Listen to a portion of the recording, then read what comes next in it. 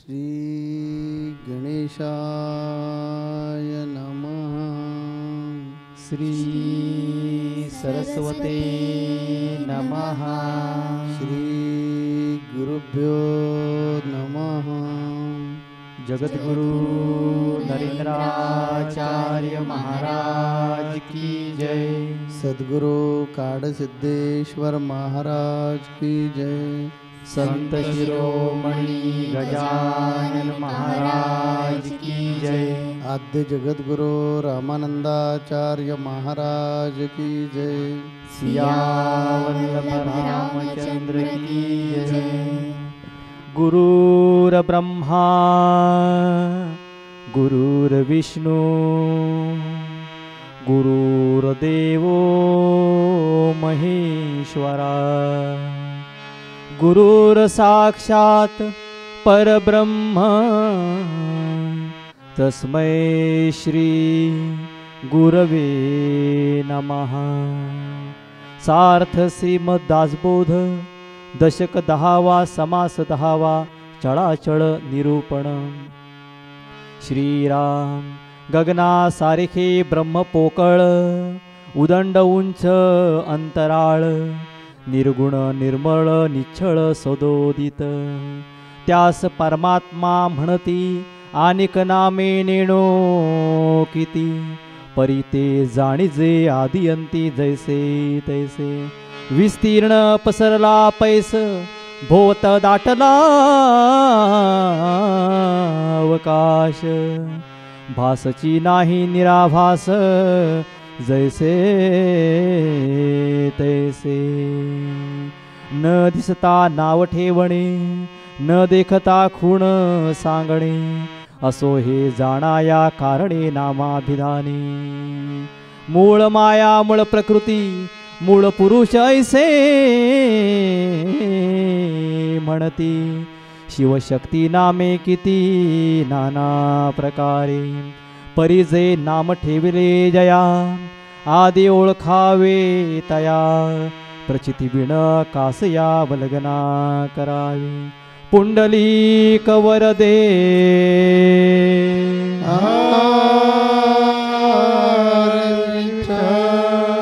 श्री ज्ञानदेव तुकाराम पंढरीनाथ महाराज की जय। जगद्गुरु नरेंद्राचार्य महाराज की जय। आपल्या जगद्गुरु श्रींना कोटी कोटी साष्टांग दंडवत। आपणा सर्व गुरुबंधू भगिनींना श्री गुरुदेव। भाविक हो, मागील आठवड्यात आपण माया आणि ब्रह्म याचं वर्णन समर्थांनी पुरुष आणि प्रकृती ह्या रूपात केलेलं पाहिलं। आज दशक 10 समास 10 मध्ये आपण वर्णन पाहणार आहोत की श्री समर्थांनी त्याचं वर्णन ब्रह्म आणि माया यांचं वर्णन अचल आणि चंचल ह्या स्वरूपामध्ये केलेलं आहे। ब्रह्म हे अचल आहे असं सांगितलेलं आहे आणि माया ही वायू स्वरूपासून चंचल आहे असं सांगितलेलं आहे। आपल्या जगद्गुरु श्रींनी आपल्याला सहज समजेल अशा सोप्या भाषेमध्ये त्याचं वर्णन केलेलं आहे। अंतर्मन आणि बहिर्मन। अंतर्मन म्हणजे आपला अंतरात्मा आत्मतत्व आणि बहिर्मन म्हणजे हे चंचल असतं। बहिणाबाई काय सांगतात की मन पाखरू पाखरू आता होतं भुईवर गेलं गेलं आभायात। हे अंतर्मन बहिर्मन चंचल असतं।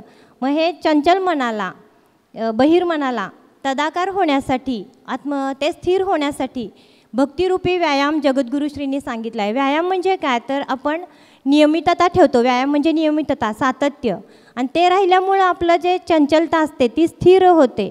पण ती जर स्थिर नाही झाली जर मन चंचल राहिलं तर आपला म्हणजे सर्वनाश कसा होतो ते आपण एका दृष्टांतामधून पाहूया। आपली हिंदू धर्मातील जी 18 पुराणं आहेत त्यामध्ये ज्या कथा आहेत सांगितलेल्या त्या कथामध्ये परमेश्वराच्या ह्या लीलाच आहेत आणि त्या कथांवरून बोध घेऊन आपण ह्या कलियुगामध्ये आपलं जीवन कसं सन्मार्गी ठेवावं हे जगद्गुरु श्रींनी अगदी मार्मिक शब्दात त्याचं श्री लीलामृत या ग्रंथामध्ये वर्णन केलेलं आहे। आणि त्यातीलच 19व्या अध्यायातील कथा आहे भंडासूर राक्षसाची। मग राक्षस म्हणजे तो राक्षस असा काही अकराळ विक्राळ वेगळं काही नसतं, मानवच असतो, पण त्याची वृत्ती ही राक्षसी असते आणि तो पण नित्य शिवाराधना करत असतो, त्यामुळे तो इतका प्रबळ होत असतो. आणि त्याचं हे बळ म्हणजे राक्षसाचं बळ किती वाढलं तरी ते जगाच्या नाशासाठी कारणीभूत असतं. म्हणून परमेश्वर मायेला ललिता देवीचं रूप घ्यायला सांगतात आणि त्याप्रमाणे ती ललिता देवीचं रूप घेते आणि त्याचं मन विचलित करते. आणि भंडासूर राक्षस आहे, त्याचे जे गुरु आहेत शुक्राचार्य, दैत्य शुक्राचार्य, ते त्याला परोपरीनं समजावून सांगत असतात की तू शिवाराधनेमध्ये लक्ष ठेव, तू त्या ललिता देवीमध्ये गुंतून अडकू पडू नकोस. तर पण तो ऐकत नाही, तो इतका त्यामध्ये गुंतून जातो की स्वतःच्या नाशाला कारणीभूत होतो. आणि ललिता देवीबरोबर त्याचं शेवटी युद्ध होतं आणि ती त्याला गिळंकृत करून संपवून टाकते. म्हणजे अशा प्रकारे आपण जर मायेत अडकलो, गुरु आज्ञेचं उल्लंघन केलं, तर आपणही आपल्या नाशाला कारणीभूत होऊ. म्हणून आपण सद्गुरूंचं ऐकायचं असतं, गुरु आज्ञा पाळायची असते. आणि आपण सामान्य लोक, हे संपूर्ण सृष्टी आहे ही परमेश्वराची मायाच आहे. आपण ह्या मायेमधलं परब्रह्म पाहू शकत नाही, कारण आपल्याकडं ते ज्ञानचक्षू नसतात. आणि संतांना ते त्यांच्या सद्गुरूंच्या कृपेनं ज्ञानचक्षू प्राप्त झालेले असतात, ते स्वस्वरूपामध्ये नेहमी दंग राहू शकतात.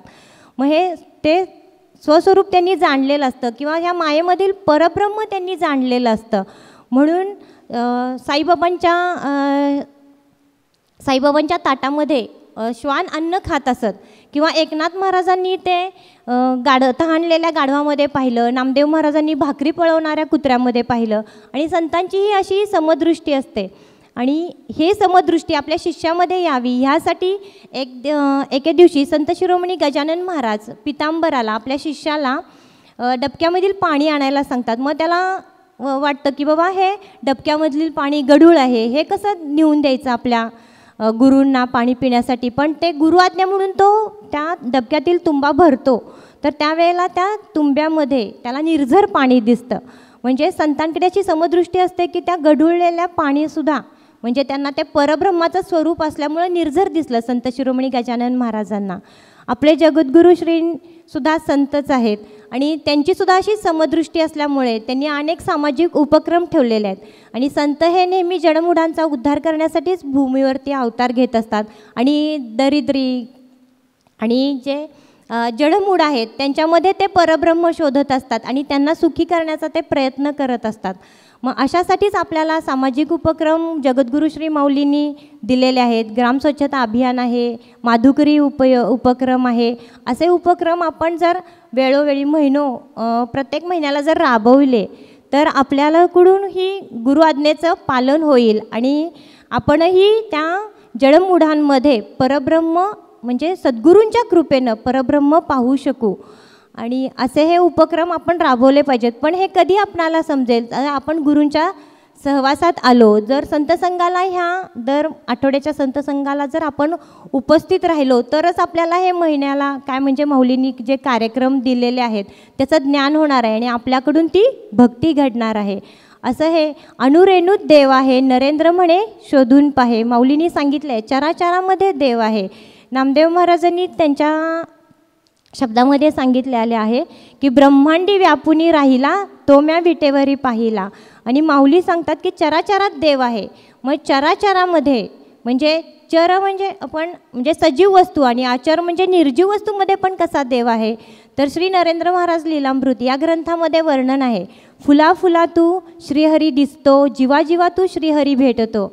हरिमय विश्व आहे, लिहिणारही हरी असे, ऐकणारही हरी असे, लिखाणही श्रीहरी असे, सगळ्यात श्रीहरी असे. असं म्हणजे पूर्ण हे विश्व श्रीहरी म्हणजे परब्रह्माचं स्वरूप आहे. आणि आपण पुस्तकामध्ये लिखाण श्रीहरी असे कसं, तर ते ज्या वेळेला आपण लिखाण वाचतो त्यावेळेला प्रत्यक्ष ती ज्या म्हणजे घटना असतात त्या आपल्या समोर उभं राहतात. म्हणजे कृष्णाच्या कथा वाचत असू तर कृष्ण वगैरे असे सगळे आपल्या डोळ्यासमोर उभे राहतात. म्हणजे ते तिथं परब्रह्म आपल्याला ते शब्दामधून म्हणजे शब्दब्रह्म म्हणजे शब्दातून ते व्यक्त होत असतं, आपल्याला परब्रह्म ते कळत असतं. आणि एक असेच माऊलींचे शिष्य आहेत आणि बाळू जोशी म्हणून, तर त्यांना एकदा सर्पदंश झाला आणि त्यावेळेला त्यांना वाटलं आता आपला काय मृत्यू नक्कीच आहे. इथं सर्प तो विषारी होता खूप. पण त्यांनी तसंच माऊलींकडेच येत होते ते आणि म्हटले आता नाही आपण दर्शनला जायचंच माऊलींच्या, आता डॉक्टरकडे आधी जाण्यापेक्षा आधी माऊलींच्या दर्शनला जाऊया. म्हणून त्यांनी ते ठरवलं की आता जायचं माऊलींकडे. जाता जाता ते त्यांच्या माऊलींचा जप करत निघालेले आणि एक ठेच लागून रस्त्यावरती पडले. एवढा मोठा दगड होता, त्यांचं भान म्हणजे लक्षण होतं त्या दगडाकडे आणि त्यांना जिथं सर्पदंश झालेला त्या अंगठ्यामधूनच बरोबर रक्त वाहून जाऊन म्हणजे ते त्या दगड रूपात तिथं परब्रह्म आलं कसं, तर त्या दगडाला ठेच लागल्यामुळं ते त्यांचं विष पसरलेलं म्हणजे आतमध्ये जे गेलेलं होतं सापाचं दंश झालेलं ते सगळं रक्त बाहेर पडलं, त्यामुळं ते विष पण त्याच्याबरोबर बाहेर पडलं. म्हणजे असं आचरमध्ये सुद्धा आपल्याला परब्रह्म म्हणजे पाहायला मिळतं की त्या परब्रह्म त्या रूपात आपलं रक्षण करतं असं.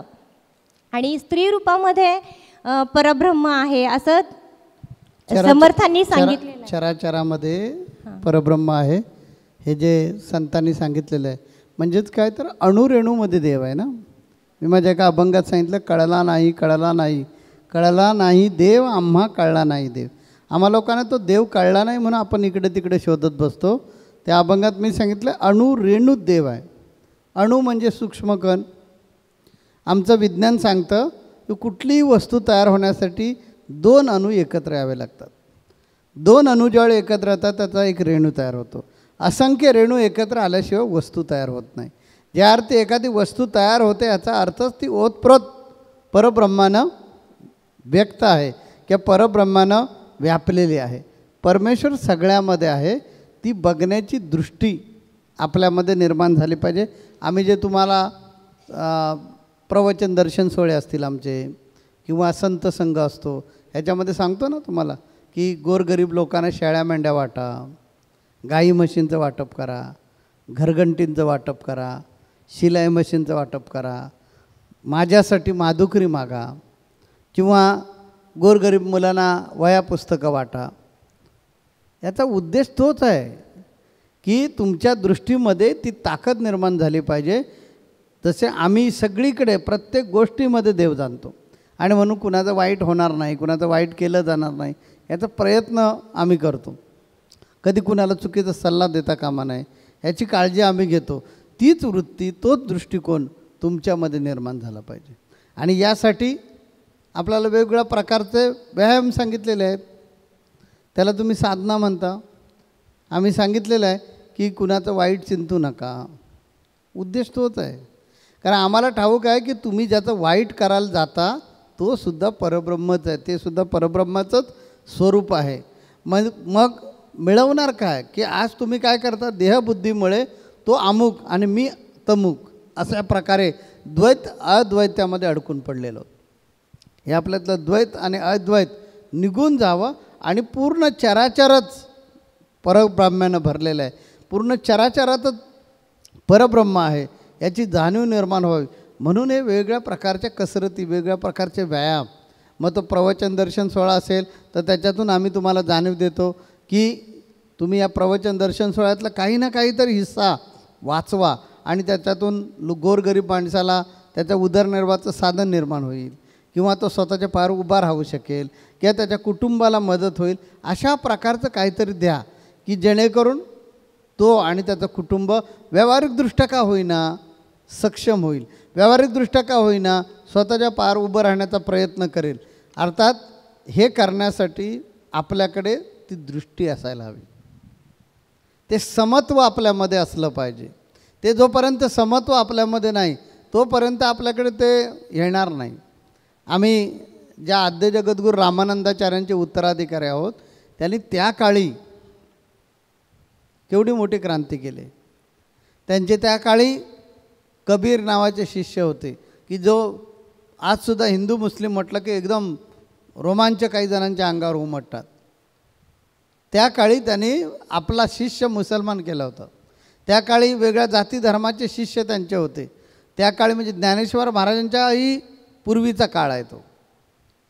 ज्ञानेश्वर माऊलींच्या वडिलांनी आपल्या गुरूंचा आदेश पालन केला. या आद्य जगद्गुरू रामानंदाचार्यांचा आदेश पालन केला.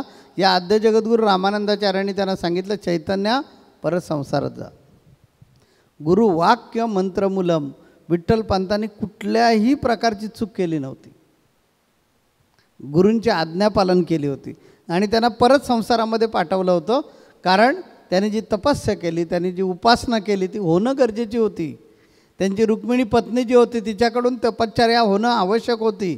तसं एखादं आपल्याला चांगलं बीज भूमीमधून उगवून आणायचं असेल तर जमिनीची मशागत करावी लागते, तिला नांगरट करून जमीन तिरडी वरडी फोडून टाकावी लागते, चिरावी लागते जमीन आणि मग तिच्यामध्ये सूर्यप्रकाश जाऊन त्याच्या सूर्याच्या किरणांमध्ये असणारी जी किरणं असतात, ड जीवनसत्व असतं ते जमिनीनं शोषून घेतलं पाहिजे. ऊन वारा ह्या गोष्टी त्यांनी शोषून घेतल्या पाहिजे आणि ती जमीन पीक देण्यासाठी एक सक्षम झाली पाहिजे. यासाठी ती आपण नांगरण करतो आणि जमीन तिरडीवरडी फोडून टाकतो.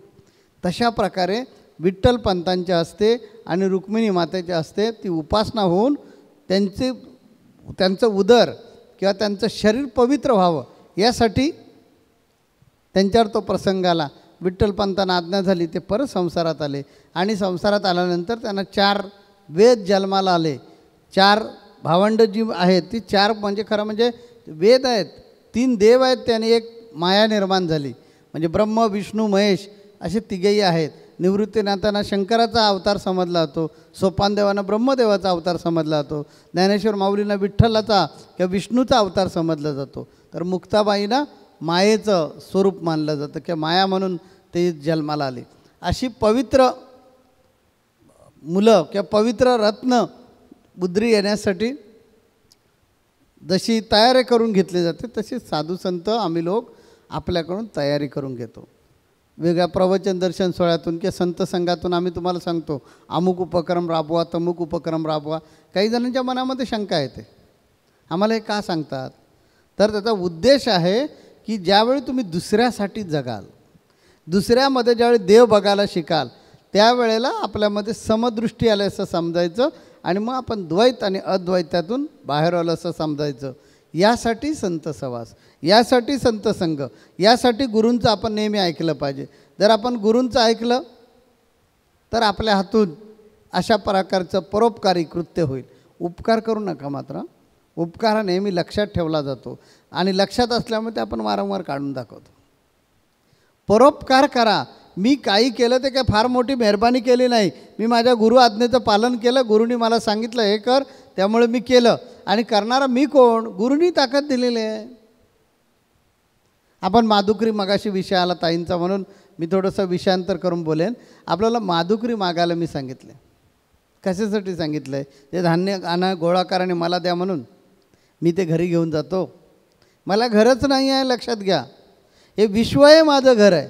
त्यामुळे या तीर्थक्षेत्रांच्या ठिकाणी म्हणजे आपलं नाणीज असेल, गोवा पीठ असेल, परभणी पीठ असेल, मुंबई पीठ असेल, या ठिकाणी जे लोक येतात त्यांना दोन्ही वेळचा प्रसाद मिळालाच पाहिजे. याच्यामध्ये राव रंक, गरीब श्रीमंत किंवा पदभ्रष्ट साधक किंवा योगभ्रष्ट साधक, योगभ्रष्ट शक्ती, अशा वेगवेगळ्या प्रकारच्या थोर मोठ्या शक्तीसुद्धा सूक्ष्म रूपानं येऊन भोजन करून जात असतात. कारण मुक्ती हवी असते. त्याच्यासाठी एक आणखीन वेगळं उदाहरण देईल मी. शुकमुनी होऊन गेले आणि पांडवांनी राजसूत यज्ञ केला होता. राजसूत यज्ञामध्ये कौरव आणि पांडवांनी सगळ्यांनी कामं वाटून घेतली होती. भीमाला काम दिलं होतं, ब्राह्मणांना हवं नको ते विचारायचं. भीम हवं नको ते विचारत होता. 2 महिने ब्राह्मण जेवत होते पण कुणाच्याच अंगी लागत नव्हतं, कारण गदा घेऊन फिरत होता. हे जेवलं पाहिजे. थोडा हा विषय सोडून देऊया आणि वेगळ्या विषयावर परत येऊया. भगवान कृष्णानं उष्टी काढण्याचं काम घेतलं होतं. जेवढे लोक जेवणार त्यांची सगळ्यांची उष्टी भगवान कृष्ण म्हणाले मी काढणार. अशी प्रत्येकाने वाटून कामं घेतली होती आणि त्याप्रमाणे कामं चालू होतं. उष्ट पानं भगवान कृष्ण स्वतःच्या हातानं उचलायचे आणि पंक्ती उठल्यानंतर मंडपाच्या बाजूला एका बाजूला जी पत्रावळी टाकण्याची किंवा पानं टाकण्याची जागा होती तिथे नेऊन टाकून द्यायचे. भगवान कृष्णाच्या हातचा प्रसाद आपल्याला मिळावा म्हणून शुकमुनींनी एकदम सूक्ष्म रूप धारण केलं आणि आले आणि त्या पत्रावळीवर बसून अन्न भक्षण करायला लागले. अन्न भक्षण करू लागल्याबरोबर स्वर्गातील देवांना आनंद झाला, कारण हे शुकमुनी कुणाच्याही कार्यक्रमाला जात नसत. किती देवाने आजर्व केलं की आग्रह केला तरी जात नसत. ते पांडवांच्या ह्या राजसूद यज्ञामध्ये आलेत आणि अन्न भक्षण करतायत. त्या देवाना आनंद झाला. स्वर्गामध्ये घंटांचा नाद सुरू झाला. धर्माला आश्चर्य वाटलं, काय हा प्रकार आहे. त्या धर्मानं विचारलं भगवान कृष्णाला की घंटा का वाजतायत, इथं तर कोण वाजवत नाही, परंतु स्वर्गातून घंटांचा निनाद का येतो ऐकायला. त्या कृष्णाने अंतर्ज्ञानाने पाहिलं. त्या लक्षात आलं की शुकमुनी अन्न प्राशन करण्यासाठी आलेले आहेत. त्याचा आनंद देवांना झाला आहे आणि म्हणून देव आनंद होऊन घंटांचा निनाद करतात. तसं साधू संतांच्या ठिकाणी अनेक योगभ्रष्ट साधक जे लहरींच्या स्वरूपामध्ये असतात, जे सूक्ष्म रूपामध्ये येत असतात आणि इथला प्रसाद, इथला सहवास प्राप्त होण्याचा ते प्रयत्न करून घेतात. अनेक साधू संतांच्या ठिकाणी अशा प्रकारचे हे पुण्यात्मे, परंतु काही कारणाने पदभ्रष्ट झालेले असतात, ते येत असतात. तर त्या सर्वांच्या मुखामध्ये तुमच्या कष्टाचं, तुमच्या मेहनतीचं अन्न मुखामध्ये जावं, हा माझा प्रमुख उद्देश. आणि म्हणून सांगितलं माधुकरी मागा. बऱ्याच जणांना ती माधुकरी मागताना लाज वाटते. काय वाटतं, हे मी डॉक्टर आहे, मी एवढा मोठा ऑफिसर, मी अमुक आहे, मी तमुक आहे, लोकांच्या दरवाजात जाऊन भीक मागायची. आम्हीच संत संघामध्ये सांगितलं, आपल्या पूर्वीच्या संत संघामध्ये एक भजन होतं, जेव्हा मला कोणी नाही म्हणेल तेव्हाच देवा तुझी सेवा घडेल. मी अमुक आहे ही जोपर्यंत तुम्हाला आयडेंटिटी आहे, ही जोपर्यंत तुम्हाला ओळख आहे, तोपर्यंत आपल्यातला मी गेलेलाच नाही. मी कोणी नाही आहे, मी एक आत्मा आहे. त्या परमात्मा जगद्गुरू नरेंद्राचार्य परमात्म्याचा एक अंश आहे. अशा प्रकारची ज्यावेळी जाणीव निर्माण होते, त्याला भय, भीती, गर्व, अभिमान, स्वाभिमान सगळं निघून जातं. आणि मग तोंडातून उद्गार येतात, गजानना तुझ्या आम्ही पायातील वाण, याचक तुझे आम्ही द्यावे समाधान. मला कधीच लाज वाटत नाही की मी गजानन महाराजांच्या पायातले वाहन म्हणायचे. अरे ज्यांचे लाखो भक्त शिष्य आहेत त्यानं स्वतःला वाहन समजून घ्यायचं, मला कधीच तसं वाटत नाही. हे मी व्यावहारिकदृष्ट्या का सांगितलं की ही समदृष्टी ज्यावेळी आपल्यामध्ये निर्माण होते त्यावेळेला आपल्यातला अहंकार, आपल्यातला मोह, आपल्यातला गर्व, ह्या सगळ्या गोष्टी गळून पडतात. आणि म्हणून ही समदृष्टी येण्यासाठी हा वेगवेगळ्या प्रकारचा व्यायाम दिलेला आहे. त्यामुळे माधुकरी मागताना लाज वाटता कामा नये, कारण ते तुम्ही तुमच्या घरी अन्न घेऊन जात नाही आहेत. ते धान्य जे आहे, हे धान्य मी माझ्या गुरु माऊलींकडे घेऊन जाणार आहे. तिथे आमच्या श्रीक्षेत्रीचे जे लोक येतील त्यांनी 2 घास तरी माझ्या कष्टाचे खावेत आणि जावेत. अशा प्रकारची भावना ठेवून जर तुम्ही माधुकरी मागितलीत तर गुरुसेवा पण झाली आणि अहंकार पण आपोआप निवळला. कोणतरी लोक तुम्हाला विचारतील, अरे अमक्या तमक्या माणसं, एवढा तू मोठा आणि एवढी भीक मागतोस, धान्यासाठी फिरतोस. म्हणू द्या. ज्या अर्थी तो म्हणतो याचा अर्थच असा आहे की गुरु आपली कसोटी घेतात, गुरु आपली परीक्षा घेतात की आपण लाजतो का, आपल्याला खिजवण्याचा मुद्दाम प्रयत्न करतात की आपण लाजतो का, आपल्याला शरम वाटते का. आपल्याला शरम वाटण्याची गरज नाही, लाज वाटण्याची गरज नाही, कारण आपण काही चोरी करत नाही. किंवा हे धान्य जमा झाले ते आपण घरी घेऊन जाणार नाही. हे जमा झालेलं धान्य पोत्यात भरणार आणि सुखरूपपणे नाणीजमध्ये पाठवणार. हा भाव आहे तुमच्याकडे. आणि याच्यातून अनेक गोरगरीब लोकांना मुखामध्ये अन्न मिळणार. म्हणून लक्षात घ्या, ही जे अशा प्रकारचे वेगळे सेवा दिली जाते. ग्राम स्वच्छता करतो, फोटो काढण्यासाठी ग्राम स्वच्छता करू नका. ही ग्राम स्वच्छता यासाठी करायची की समाजाची सेवा करणे माझं काम आहे, मी समाजासाठी आहे. मी नेहमी बोलतो बघा, बऱ्याच वेळा तुम्ही ऐकलेलं असाल की तुमच्या समस्या मी ऐकून घेतो आणि तुम्हाला योग्य मार्गाकडे मार्गदर्शन करतो. मी मेहरबानी करत नाही, माझी ड्युटी करतो. ही काय मेहरबानी नाही झाली, माझं ते कामच आहे, माझा तो जॉब आहे. मी तो जॉब स्वीकारला, जबाबदारी स्वीकारलेली आहे. का तर माझ्या गुरूंनी सांगितलं माझा जन्म कशासाठी. तसं तुमचा जन्म कशासाठी आहे, रंजले गांजलेंची सेवा करण्यासाठी आहे. ज्यावेळी तुम्ही समाजाची सेवा कराल, ज्यावेळी तुम्ही गोरगरिबांची, रंजले गांजलेंची सेवा कराल, त्यावेळी खऱ्या अर्थानं आपल्यामध्ये ही समदृष्टी निर्माण होणार आहे.